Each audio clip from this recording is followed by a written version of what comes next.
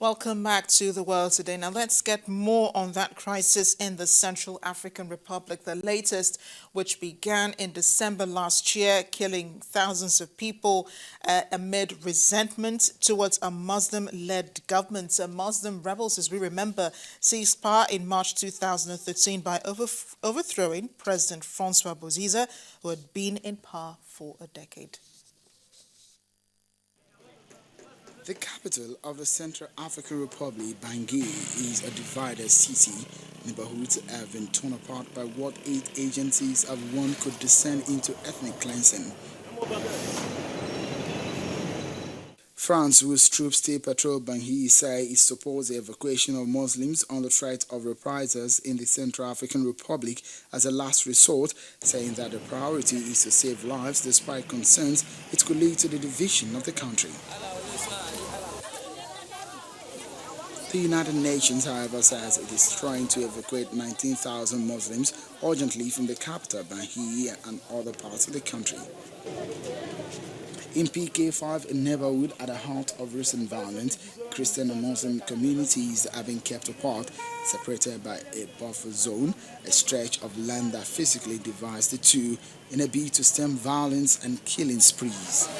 Anti-Balaka forces control major roads to and from Bangui, as well as many towns and villages in the southwest.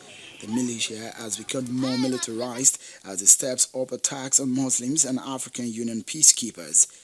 Mainly Muslim Seleka rebels seized power a year ago, perpetrating abuses on the majority Christian population that triggered waves of revenge attacks, leading to thousands of deaths and displacing hundreds of thousands of people.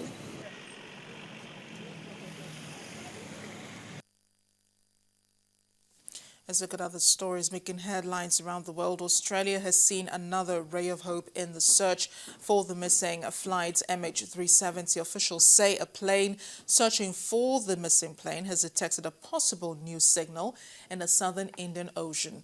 An Australian P-3 Orion aircraft picked up the signal in the same area where an Australian vessel detected audio pings earlier this week. Officials say the signal will require further analysis, but could have been from a man-made source. Flight MH370 vanished on March the 8th with 239 people on board.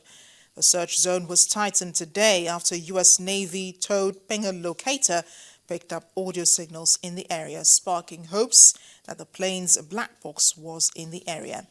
Australian vessel Ocean Shield picked up 4 acoustic signals in the area twice over the weekend and twice again on Tuesday.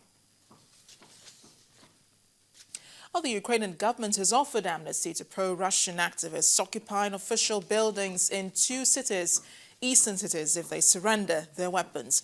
The separatists are holding buildings in the cities of Luhansk and Donetsk, and the Kiev authorities say their actions could give Russia a pretext to invade. Ukraine has accused Russia of stirring up the unrest, an allegation it denies.